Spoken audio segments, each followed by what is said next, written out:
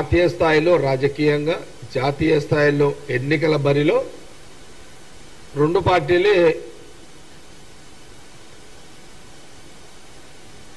రాజకీయంగా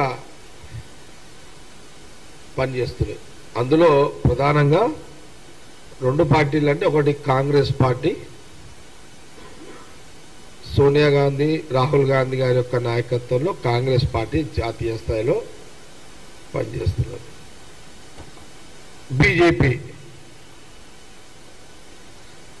BJP party ఎవరు ప్రధానమంత్రి ఉంటే పర్మనెంట్గా వాళ్ళ దాంట్లో ఉండదు. అట్లా ఇక్కడ కాంగ్రెస్ పార్టీలో ఎవరు ప్రధానమంత్రులు ఉన్నా కాంగ్రెస్ పార్టీ నాయకత్వం ఎప్పుడు సోనియా గాంధీ రాహుల్ గాంధీ గారు, భవిష్యత్తులో రాను రాను ప్రియాంక గాంధీ గారు, ఇప్పుడు మా ఏఐసిసి అధ్యక్షుడు ఖార్గే గారు. బీజేపీ ప్రభుత్వం వస్తే ప్రధానమంత్రి ఇప్పుడు ప్రస్తుతానికైతే మోడీ గారు. ప్రధానమంత్రి మోడీ గారు ఉన్నంతసేపే బీజేపీ పార్టీ నాయకుడు. ఆయన పదవి దిగిపోతే బీజేపీ నాయకుడిగా ఆయనకు బాధ్యతలు కానీ లేకపోతే ఆయనకు పవర్ కానీ ఉండదు. బీజేపీ కేంద్రంలో అధికారం ఉన్నప్పుడే, బీజేపీ పార్టీ కేంద్రంలో అధికారం ఉన్నప్పుడే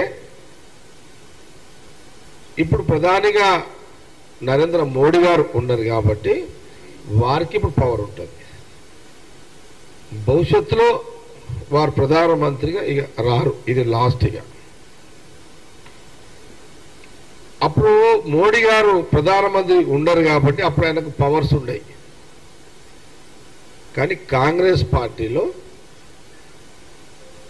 ప్రభుత్వంలో ఉన్న అపోజిషన్లో ఉన్న కాంగ్రెస్ పార్టీ జాతీయ రాజకీయాల్లో సోనియా గాంధీ గారు, రాహుల్ గాంధీ గారు, భవిష్యత్తులో ప్రియాంక గాంధీ గారు, వీళ్ళ పవర్కి మోడీ పవర్కి చాలా వ్యత్యాసం ఉంటుంది. Permanent political power Sonia Gandhi Rahul Gandhi గారే, టెంపరీ పవర్ పాలిటిక్స్ లో మోడీ గారే. ఇది బీజేపీ నాయకులు గమనించుకోండి. ఇదిగా ఒక విషయం. ఇంకోటి, ఎవరైనా సరే ప్రజలు మళ్ళీ మిమ్మల్ని నమ్మిరు, తక్కువ మెజారిటీతోటి మీకు బీజేపీకి అధికారం అవకాశం మూడోసారి ఇచ్చారు. మొదటిసారి మీరు మూడోసారి మన ప్రధానమంత్రిగా మోడీ గారు అయిన తర్వాత మీరు పార్లమెంటు స్టార్టింగ్లోనే మీరు ఏం మెసేజ్ ఇవ్వాలి? అతి కష్టం మీద మీకు ప్రజలు ఇచ్చిన అవకాశాన్ని ప్రజల కోసం మీరు మెసేజ్ ఇవ్వాలి. ప్రజల గురించి మీరు పార్లమెంట్లో మాట్లాడాలి. మూడోసారి నాకు అవకాశము ప్రజలు ఇచ్చిర్రు ప్రధానమంత్రిగా,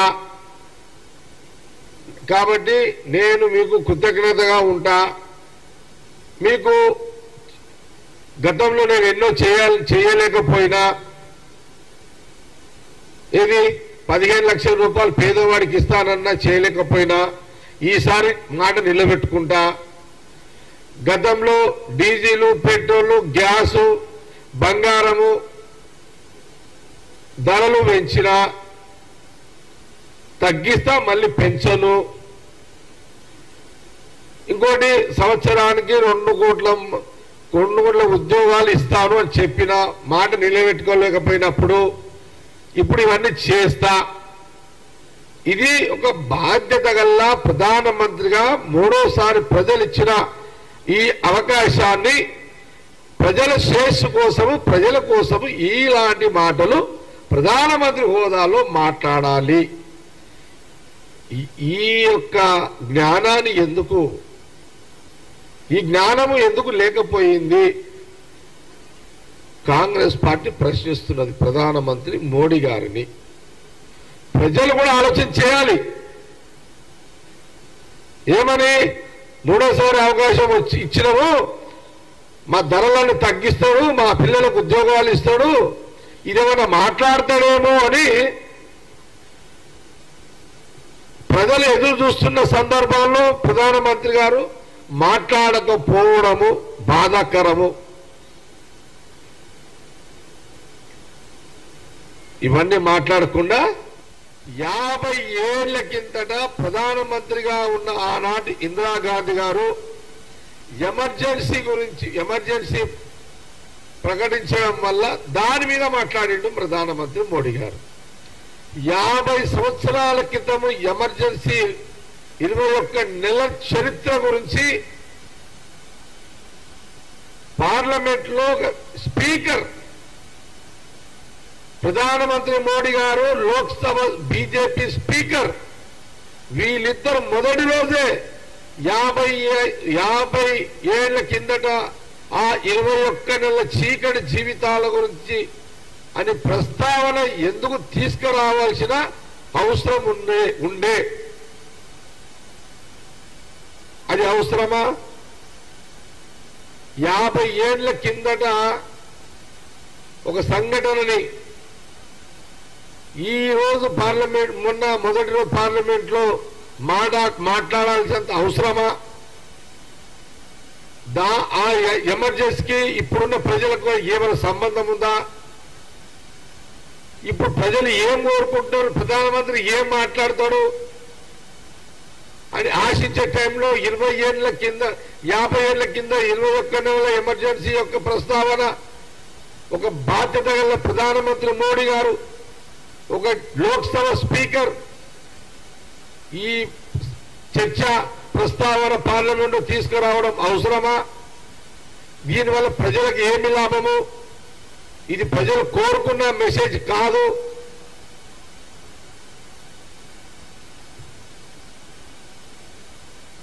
ఈ జ్ఞానం లేకపోవడం బాధాకరం బీజేపీ పార్టీకి.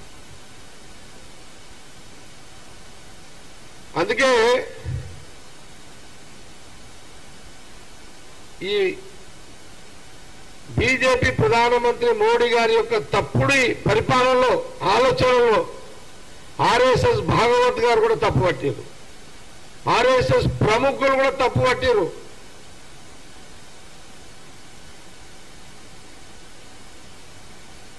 అయితే ఒక ప్రశ్న కాంగ్రెస్ పార్టీ అడుగుతున్నది, 21 నెలల ఎమర్జెన్సీ గురించి నువ్వు మాట్లాడినావు, అవసరం లేకుండా మాట్లాడినావు, కానీ దాని సందర్భంలో 21 నెలల తర్వాత ఒక సందర్భంలో ఇందిరాగాంధీ గారు కొంత మిస్గైడ్ కావడం వల్ల కొంత ఈ ఎమర్జెన్సీ అనేది కొంత తొందరపాటు జరిగిందేమో అని ఒక ఫీలింగ్ ఉంది అని ఇందిరాగాంధీ గారు ఆ రోజులోనే స్వయంగా చెప్పినట్టుగా మన పత్రికల్లో వచ్చినాయి, ఆ రోజుల్లోనే వచ్చినాయి, మనం చదివినాం, అది చూసినాం. ఇది ఎక్కడో మిస్టేక్ అయింది అనే ఒక భావన కూడా ఆ రోజు ఇందిరాగాంధీ గారు చెప్పడము జరిగింది, అది చరిత్ర. అది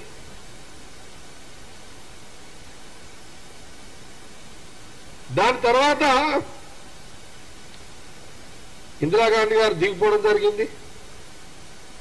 తర్వాత అన్ని రాజకీయ ఏది జనతా పార్టీ జనసంఘ్ పరిపాలన గవర్నమెంట్ వచ్చింది, మళ్ళీ ఎన్నికలు వచ్చినాయి. 1980లో ఎన్నికలు వచ్చినాయి.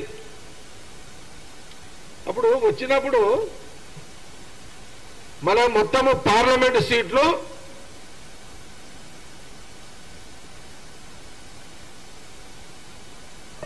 540 ఎంపీ సీట్లు ఉన్నాయి. 500 ఎంపీ సీట్లలో ఆ రోజు మళ్ళీ ఇందిరాగాంధీ గారి యొక్క నాయకత్వంలో జాతీయ కాంగ్రెస్ పార్టీకి 353 సీట్లు వచ్చినాయి. 21 నెలల ఎమర్జెన్సీ తర్వాత ఈ జనతా పార్టీ గవర్నమెంట్ వచ్చిన తర్వాత వాళ్ళు కొట్లాడుకొని పడిపోయిన తర్వాత మళ్ళీ ఎన్నికల్లో ఇందిరాగాంధీ గారి నాయకత్వంలో 353 సీట్లు బంపర్ మెజార్టీ ఎంపీలను ఇచ్చిన చరిత్ర భారతదేశ ప్రజలు. మరి ఆ రోజు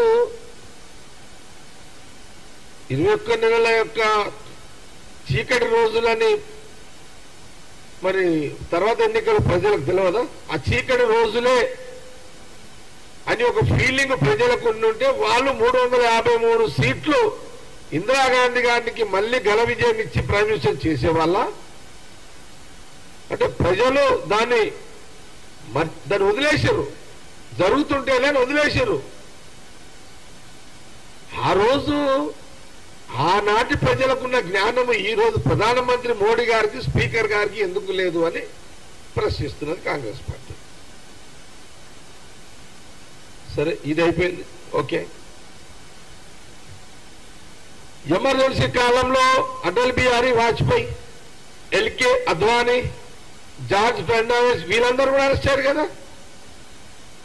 అయిన తర్వాత ఇదే అటల్ బిహారీ వాజ్పేయి గారు కూడా ఆ రోజు కూడా ఎమర్జెన్సీని ఇందిరాగాంధీ గారు తీసుకుని నిర్ణయాన్ని వ్యతిరేకించారు.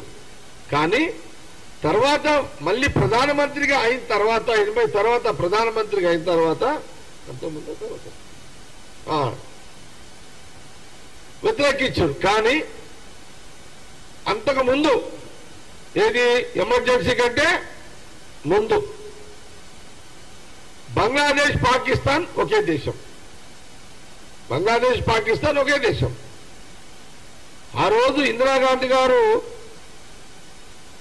పాకిస్తాన్ మీద యుద్ధం చేసి పాకిస్తాన్ నుంచి బంగ్లాదేశ్ని సపరేట్ చేసి సపరేట్ దేశం చేసి ఆ సందర్భంలో పాకిస్తాన్ని ఓడగొట్టిన మహనీయురాలు ఆనాటి ఇందిరా గాంధీ గారు.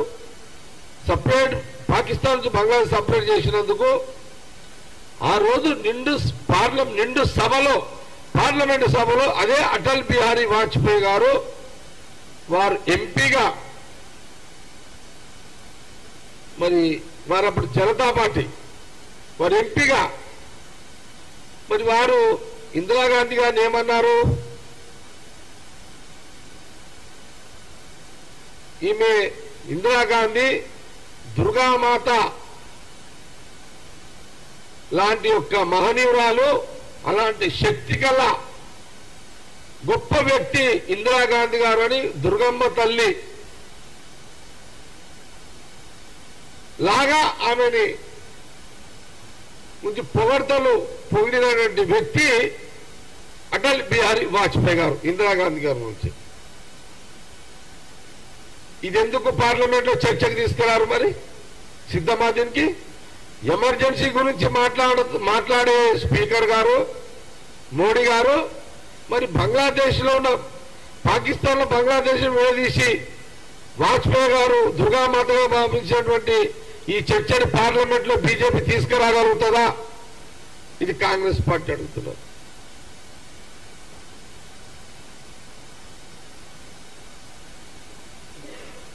అయితే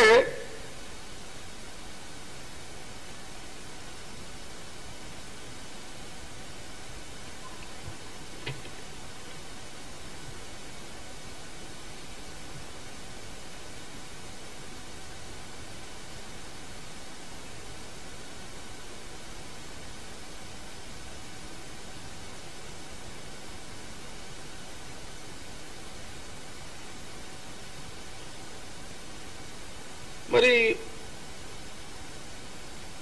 ఒక ఎమర్జెన్సీ గురించి పదే 50 ఏళ్ల తర్వాత మీరు మాట్లాడేటప్పుడు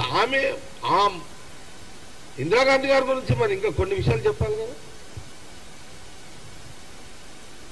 బ్యాంకులను ప్రజా మధ్యలో ఉండాలి, గ్రామీణ ప్రాంతంలో పట్టణ ప్రాంతంలో రైతులకు కానీ ప్రజలకు కానీ పేదవాళ్లకు బ్యాంకులు అందుబాటులో ఉండాలని జాతీయం చేసిన యొక్క మహాను నాయకురాలు ఆ రోజు ప్రధానమంత్రిగా ఇందిరాగాంధీ గారే కదా.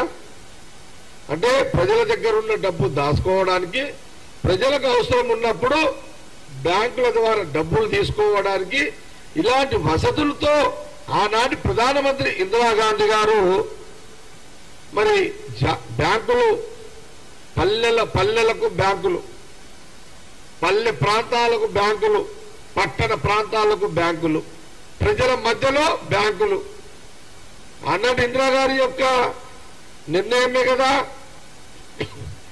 మరి దీని గురించి ఎందుకు లోక్సభలో నిన్న స్పీకర్ గారు చర్చకు తీసుకురాలేదు అని కాంగ్రెస్ పార్టీ అడుగుతున్నది. మరి ఇందిరాగాంధీ గారు ఇట్లా పరిపాలించింది. కానీ మోడీ గారు ఏం చేశారు?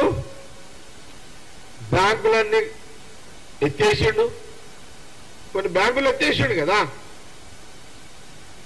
మరి కార్పొరేట్ వ్యవస్థలకు బ్యాంకులను కలిపేసిండు. ఎన్ని వేల కోట్లను తీసుకొని ఎగగొట్టి పారిపోవచ్చు అని సదుపాయాలు కల్పించిండు. మీరు ఇందిరాగాంధీ గారేమో బ్యాంకులు ప్రజల మధ్యలోకి తెస్తే మీరేమో బ్యాంకులన్నీ ఎత్తేసారు. మీరు ఇదేమో చర్చకు పార్లమెంట్లో తీసుకొచ్చే శక్తి మీకు ఆ శక్తి ఉందా మీకు?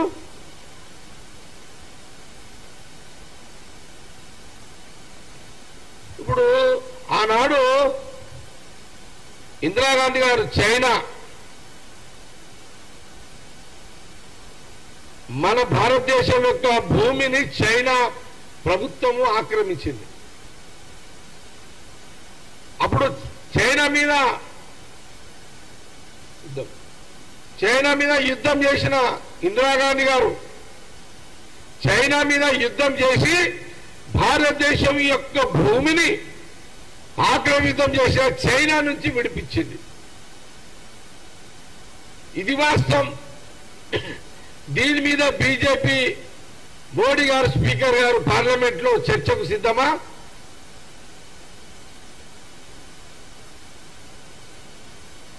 జవాబు ఉందా దీనికి? ఇప్పుడు మళ్ళీ ప్రధానమంత్రి మోడీ గారు అయిన తర్వాత మళ్ళా కబ్జాలకు పోయింది భూమి.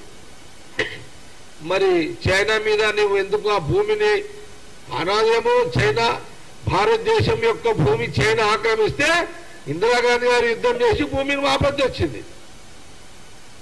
నువ్వు ప్రధానమంత్రి అనగా మళ్ళా చైనా ఆక్రమిస్తే నువ్వు ఎందుకు ఆ భూమిని వాపసు వస్తలేవు? దీని మీద పార్లమెంట్లో ఎందుకు చర్చ చేస్తలేవు? ఇది కాంగ్రెస్ పార్టీ అడుగుతున్నది.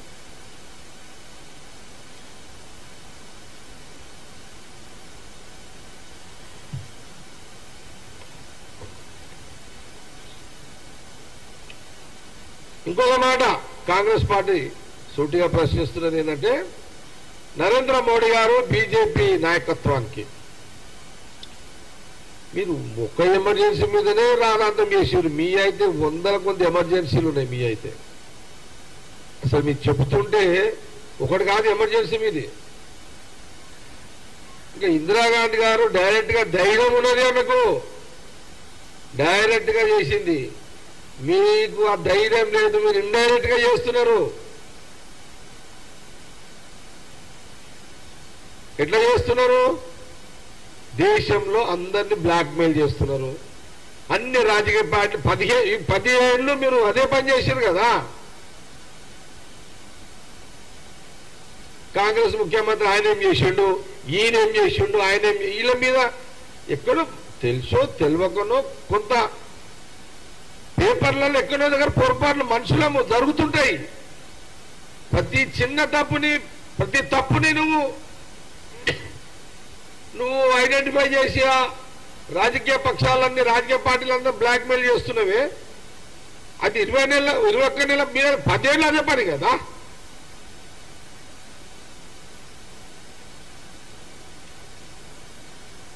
పేపర్ల ప్రకటన వస్తే ఈడీ వస్తుంది, బీజేపీని ఎవరైనా తిడితే ఈడీ వస్తుంది, బీజేపీని తిడితే ఐటీ వస్తుంది, బీజేపీని తిడితే సిబిఐ వస్తుంది. ఇది రోజు టెన్షన్లే కదా. ఇందిరాగాంధీ గారు కమ్సే కమ్ 21 నెలలు పెట్టింది, కానీ మీరైతే రోజు ఎమర్జెన్సీనా? రోజు చీకటి రోజులేవండి, ఇద్దరు కూడా వార్తలేవు లీడర్లకు సరిగ్గా. అయితే అట్లా బ్లాక్మెయిల్ చేస్తున్నారు. ఒక ప్రశ్న అడుగుతున్నాం మేము కాంగ్రెస్ పార్టీ. నరేంద్ర మోడీ గారు గుజరాత్ ముఖ్యమంత్రిగా ఉన్న సమయంలో ఫిబ్రవరి 27, 2002 గోద్రా అల్లర్లు జరిగాయి. 23 ఏళ్లు దాటింది. పార్లమెంట్ లో గోద్రా హింసాకాండపై చర్చకు సిద్ధమా? ఇది కాంగ్రెస్ పార్టీ అడుగుతున్నది. 3 నెలల పాటు గుజరాత్ లో జరిగిన గోద్రా హింసాకాండలో 2000 మంది మరణించారు. మోడీ సీఎంగా ఉండి అత్యంత భారీ హింస జరిగింది. దీనికి మోడీ బాధ్యత వహించి పార్లమెంట్ లో స్పీకరు ఇందిరాగాంధీ గారు ఎమర్జెన్సీ గురించి మాట్లాడారు కదా, మరి దీని గురించి మాట్లాడడానికి మీరు సిద్ధమా? ఆ దమ్ము మీకు ఉన్నదా? గోద్రా అల్లర్లో 2000 మంది చనిపోయిన సంఘటనల మీద పార్లమెంట్ లో మాట్లాడే ఒక ఆ ధైర్యము స్పీకర్ కి, లోక్సభ స్పీకర్ కి నరేంద్ర మోడీ గారికి ఉందా? ఇది కాంగ్రెస్ పార్టీ అడుగుతుంది.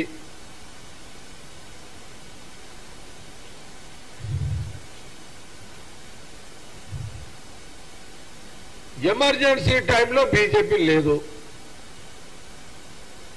ఎమర్జెన్సీ అనే మీరు అంటున్నారు కదా, అప్పుడు ఇంకా బీజేపీ పుట్టలే. బీజేపీ పుట్టింది ఎప్పుడు రాజకీయంగా 1980వ సంవత్సరంలో. ఆ రోజు అంతకుముందు ఉన్నది ఎవరు? జనతా పార్టీ, జనసంఘ్, జయప్రకాష్ నారాయణ గారు, ఇంకా మహానుభావులు వాళ్ళందరూ, కాదని అంటలేం. వాజ్పేయి గారు, అద్వానీ గారు, జార్ఖండ్ ఫెర్నాండెస్, ఆ రోజు సిద్ధాంతాలు, వాళ్ళ సోషలిస్టు ఈ భావాలు ఇవన్నీ జరిగినాయి, ఇవన్నీ ఉన్నాయి. కాంగ్రెస్ పార్టీ ఏమంటుందంటే బీజేపీకి గతం లేదు, చరిత్ర లేదు.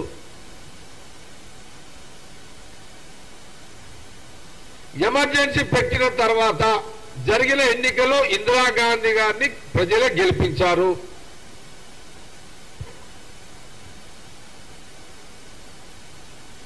ఈ ఎమర్జెన్సీ అనేది పక్కకు పెడితే 10 ఏళ్లుగా దేశంలో మోడీ పాలన అంతా అప్రకటిత ఎమర్జెన్సీ. ఇది నిజమే కదా?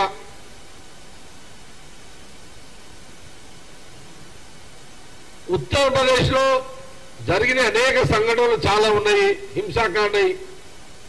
గోద్రా అల్లర్ల గురించి మీకు చాలా స్పష్టంగా చెప్పిన. రైతు నల్ల చట్టాలు తెచ్చి కాల్చి చంపింది మోడీ గారే కదా.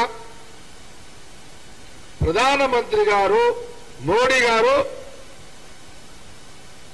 నల్ల చట్టాలను తీసుకొచ్చి రైతులను పిండి వాళ్ళను రోడ్ల మీద ఎత్తి వాళ్ళని ఫైరింగులు చేసి వెహికల్స్ తోటి రైతుల మీద దాడి చేసి చంపి, మరి ఈ చర్చకు నరేంద్ర మోడీ గారు, ప్రధానమంత్రి గారు, స్పీకర్ గారు లోక్సభ మాట్లాడతారా? మాట్లాడగలుగుతారా?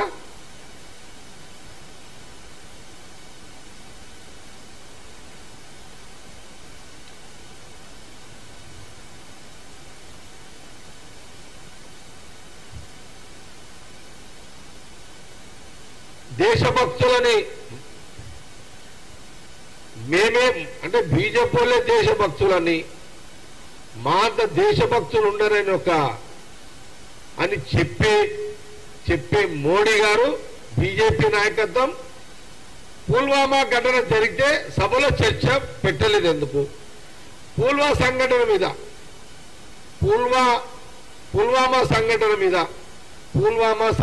మీద పార్లమెంట్ లో చర్చ ఎందుకు జరపలేదు?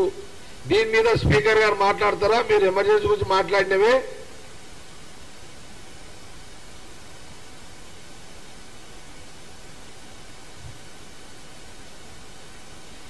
అందుకే దేశ చరిత్ర తెలుసుకోండి. ఆనాటి మహాత్మా గాంధీ, నెహ్రూ గారు, ఆ కుటుంబము, పరిపాలన, ఎప్పుడైనా చిన్న చిన్న లోటుపాట్లు జరిగితే దాని సవరణలు అప్పుడే మళ్ళీ సవరించుకొని ఇలాంటి పరిపాలన అందించిన కుటుంబము రాహుల్ గాంధీ గారి యొక్క తాతలు ముత్తాతల కుటుంబం. కాబట్టి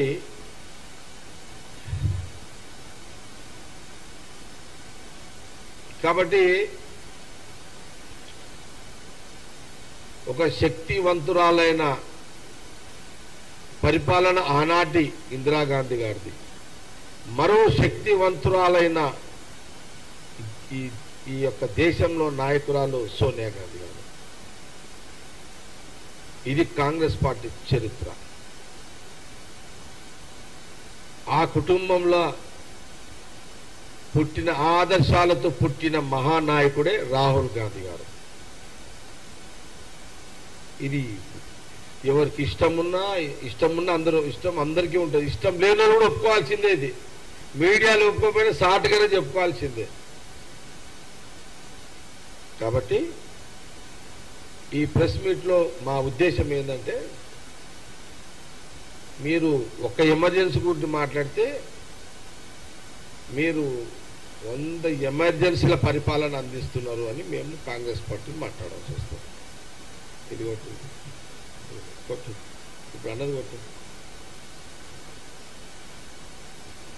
మీరు ఒక్క ఎమర్జెన్సీ గురించి మాట్లాడితే, కాంగ్రెస్ పార్టీ ఇందిరాగాంధీ గురించి మాట్లాడితే, కాంగ్రెస్ పార్టీ మోడీ ప్రధానమంత్రి పరిపాలన 10 ఏళ్లలో 100 ఎమర్జెన్సీల పరిపాలన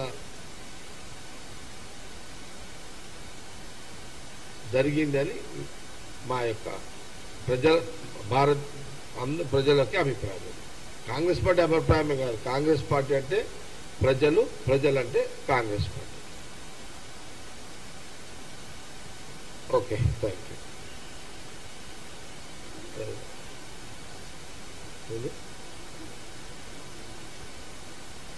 అదే ఆయన లాస్ట్ మంచి. ఇప్పుడు నేను చెప్పి నువ్వు కొడుతున్నావు. మాది ఒక ఎమర్జెన్సీ మీరు 2 ఎమర్జెన్సీలో ఎంత 35 minutes.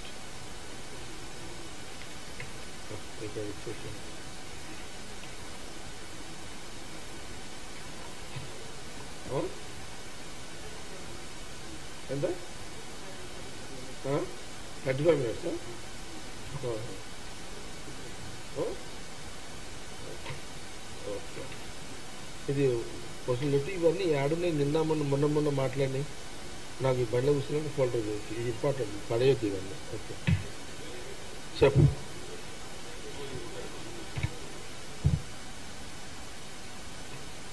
ఏంది ఏం కావాలి ఇప్పుడు మీకు? రాజకీయం చెప్పండి.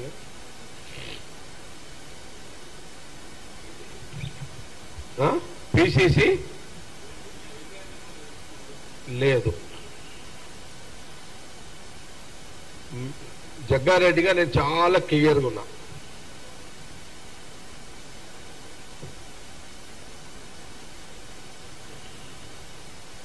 సోనియా గాంధీ రాహుల్ గాంధీ గారు ఏది చెప్తే దాన్ని నేను ఫాలో అవుతా. నేను హైదరాబాద్లోనే ఉన్నా కదా, ఢిల్లీ పోలే కదా.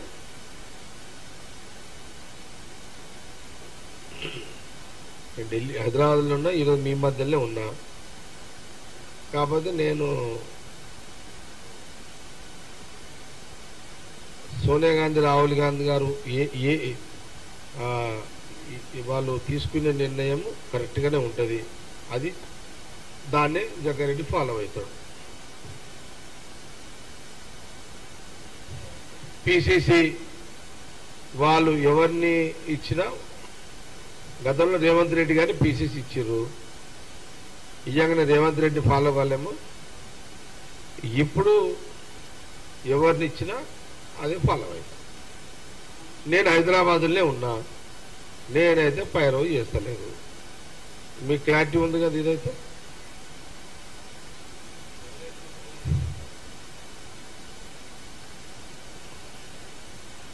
నేను అభిప్రాయాలు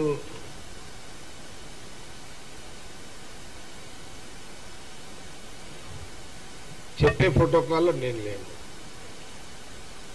ఒకటి, ఎవరైనా బాగానే ఉంటుంది.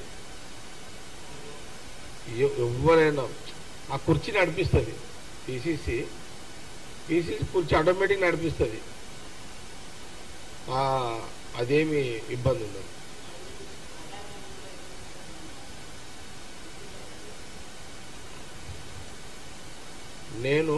నేనేం చెప్తుంది తెలుసా, గాంధీ భవన్లో అటెండర్ పోస్ట్ ఇచ్చినా చేస్తాను.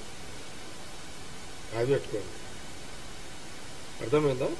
ఇది సీరియస్, నేనేమి మీకు జోక్ చేస్తలేదు. సోనియా గాంధీ, రాహుల్ గాంధీ గారు, జగ్గారెడ్డి ఒక 2 ఏళ్ళు నువ్వు గాంధీ భవన్ అటెండర్గా డ్యూటీ చేయాలంటే కూడా చేస్తాను.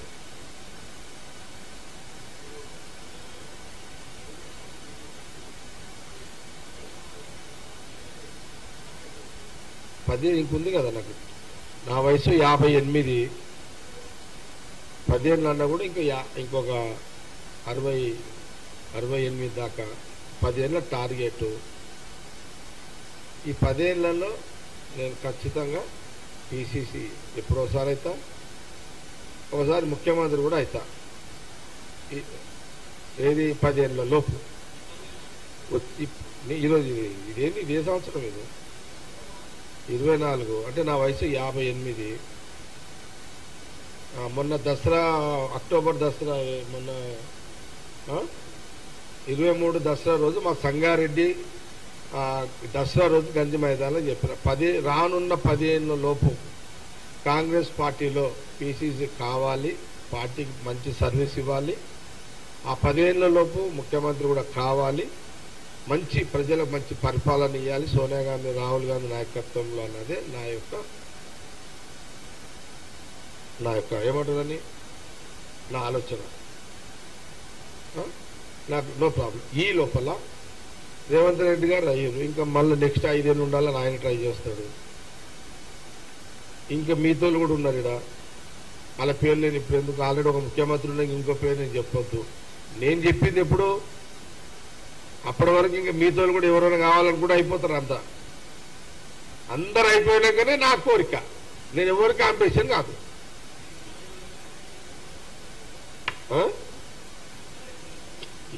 మరీ డీటెయిల్ వద్దు, చెప్తున్నా. ఎందుకంటే ఎవరికి ఇబ్బంది ఉంటుంది. మా కాంగ్రెస్ పార్టీలో పిసిసిలు కావాలనుకున్న వాళ్ళు ఎవరైనా అవుతారు. ఇప్పుడు చూడు, మీరు టీవీలు చూస్తున్నాం, మీరు అట్లా మహేష్ గౌడ్ది నడుస్తున్నది, మదియాస్ గౌడ్ది నడుస్తున్నది, బలరాం నాయక్ పేరు వస్తుంది అనుకున్నారా, బలరాం నాయక్ నడుస్తున్నది. సురేష్ శెట్టి గారి పేరు వస్తుంది అనుకున్నారా, సురేష్ శెట్టి గారిది నడుస్తున్నది.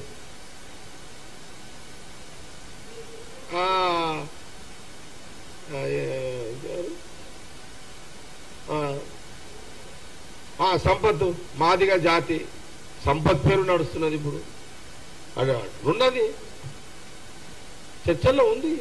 చూడు, కాంగ్రెస్ పార్టీలో ఎంత గొప్ప పార్టీ కాంగ్రెస్ పార్టీ, చూడండి ఎంత గొప్ప పార్టీ కాంగ్రెస్ పార్టీ.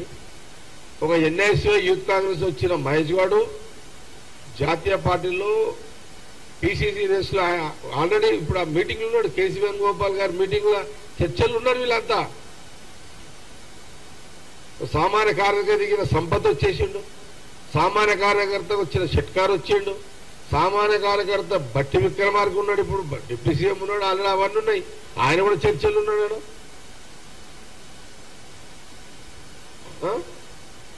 ఇంకెవరు, మధ్యాశి గౌడ్ గారు, ఆయన ఒక అట్లా. నేను ఏమంటున్నంటే కాంగ్రెస్ పార్టీ ఇంత గొప్ప పార్టీ, ఇలాంటి చర్చ ఈ దేశ రాజకీయాల్లో ఇలాంటి అవకాశాలు ఎస్సీ, ఎస్టీ, బీసీ, మైనార్టీలో కూడా ఏమైనా క్లెయిమ్ చేస్తారు, వాళ్ళకు కూడా అక్కడ చర్చలు ఉంటారు. ముస్లిమ్స్ కూడా చూడండి, ఇంత గొప్ప పార్టీలో ఇంతమంది పిసిసిలు దాదాపు 10 మంది చర్చ జరుగుతుంది. ఈరోజు ఎలక్ట్రానిక్ మీడియా, ప్రింట్ మీడియా, ఈరోజు చూడండి వార్తల మీద వార్తలు, బ్రేకింగ్ల మీద బ్రేకింగ్లు. సామాన్య కార్యకర్తల నుంచి వచ్చిన నాయకులుగా ఎదిగి పిసిసి రోజులో ఉండడం అంటే మామూలు మాట కాదు. ఇప్పుడు బీజేపీ ఉంది, బీజేపీ బీజేపీలో ఇలాంటి స్వతంత్రం ఉంటుందా? ఎవరైనా క్లెయిమ్ చేస్తారో పేరు వస్తారు ఎవరికైనా? నాకు ఈ మనసులో ఈ కోరిక ఉంది అని ఎవరైనా బీజేపీలో నేను ప్రెసిడెంట్ అని చెప్పుకోగలుగుతారా? బీజేపీ పార్టీలో బీఆర్ఎస్ లో అసలుగా బీఆర్ఎస్ లో ఉండదు. ఎందుకంటే అదే ఆయనే రాజు, ఆయనే మాట్లాడా. మరి సమస్త కులాలకు పిసిసి ప్రెసిడెంట్ అయ్యే అవకాశం ఎక్కడుంది? ఒక కాంగ్రెస్ పార్టీలో ఉంది. అది సోనియా గాంధీ, రాహుల్ గాంధీ గారి యొక్క నాయకత్వంలో.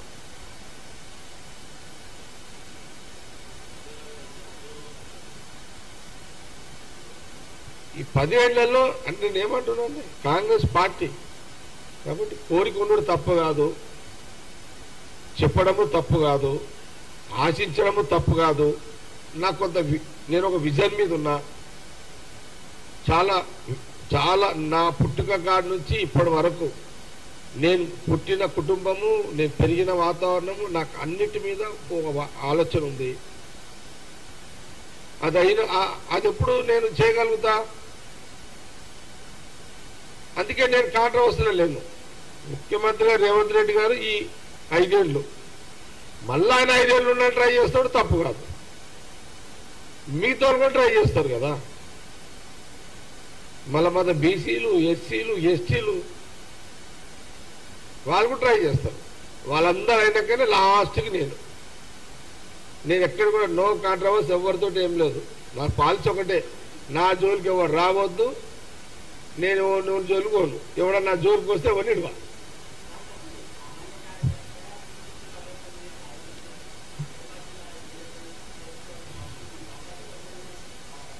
వేరే పార్టీ ఎమ్మెల్యేల చేరికకు సంబంధించి నా పరిధిలోని కాదు. అది ముఖ్యమంత్రిగా రేవంత్ రెడ్డి గారి పరిధిలోని అంశం. రాజకీయంగా వారి ఆలోచనలు ఏముంటాయో దాన్ని బట్టే, వారి యొక్క వ్యూహాలను బట్టే అది నడుస్తుంటుంది. కాబట్టి ఈ ఎమ్మెల్యేల జాయినింగ్ అనే దాని మీద అది ముఖ్యమంత్రి రేవంత్ రెడ్డి గారికి ఏం వ్యూహంతో, ఒక ఆలోచనతోటే వారు ముందుకెళ్తున్నారు. దాంట్లో నేను ఇన్వాల్వ్మెంట్ కాకుండా మాట్లాడకపోవడం బాగుంటుంది.